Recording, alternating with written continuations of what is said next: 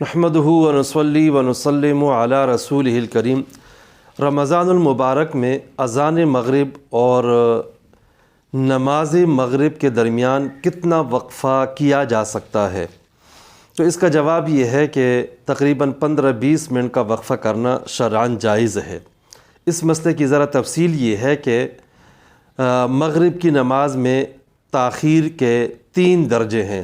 Number 1، صرف 2 رکعت نماز پڑھنے کے بقدر تاخیر کی جائے، یہ بالاتفاق جائز ہے۔ دوسرا درجہ یہ ہے کہ اتنی زیادہ تاخیر کی جائے کہ آسمان میں ستارے چمکنے لگیں، یہ بالاتفاق مکروہ تحریمی ہے۔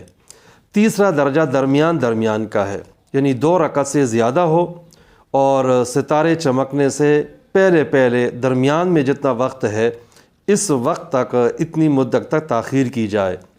اس کے بارے میں 2 قول ہیں۔ نمبر 1، اس میں کوئی کراہت نہیں ہے، بلا کراہت جائز ہے۔ نمبر 2 یہ ہے کہ یہ مکروہ تنزیہی ہے۔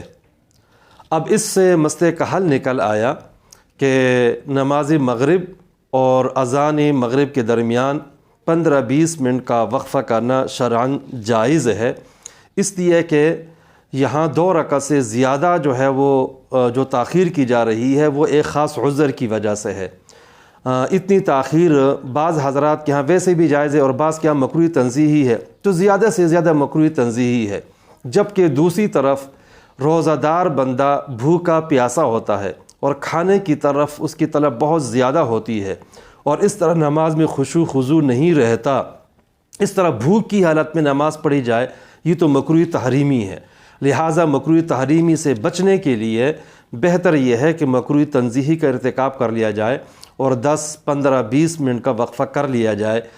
مولانا مفتی رشید احمد صاحب رحمہ اللہ، جو کہ شرک و کفر، بدعات اور رسومات کے بہت زیادہ خلاف تھے، دین اور شریعت کے معاملے میں بہت سخت تھے، انہوں نے احسن الفتاویٰ میں 15 سے 20 منٹ کی اجازت دی ہے۔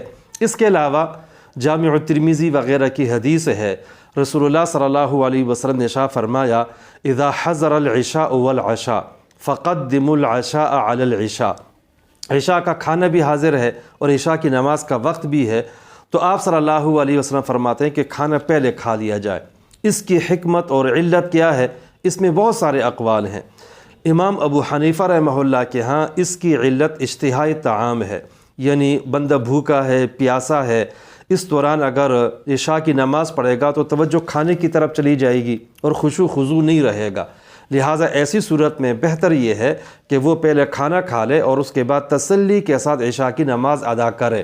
چنانچہ ملا علی قاری رحمہ اللہ نے مرقات المفاتیح میں امام ابو حنیفہ رحمہ اللہ کا یہ قول نقل کیا ہے۔ وہ فرماتے ہیں، لَأَن يَكُونَ طَعَامِي كُلُّهُ صَلَاةً أَحَبُّ إِلَيَّ مِنْ أَن تَكُونَ صَلَاتِي كُلُّهَا طعاماً۔ یہ بات کہ میرا کھانا نماز بن جائے، یہ اس سے بہتر ہے کہ میری نماز کھانا بن جائے۔ یعنی اگر ہم پہلے کھانا کھا لیں گے تو اس کھانے کی برکت سے نماز میں بڑا خشوع حاصل ہو جائے گا، تو گویا کہ ہمارا کھانا نماز بن گیا۔ اور اگر پہلے کھانا نہیں کھائیں گے، پہلے نماز پڑھیں گے، تو نماز کے دوران تو جو ہے وہ توجہ بڑھ جائے گی کھانے کی طرف، خشوع خضوع نہیں رہے گا، تو اس طرح گویا کہ ہماری نماز کھانا بن جائے۔ یہی علت رمضان میں پائی جاتی ہے، بلکہ زیادہ پائی جاتی ہے، اس لیے رمضان المبارک میں 10، 15، 20 منٹ کا وقفہ کرنا ٹھیک ہے۔ اس کے بعد بڑی تسلی اور اطمینان کے ساتھ نماز مغرب ادا کر دی جائے۔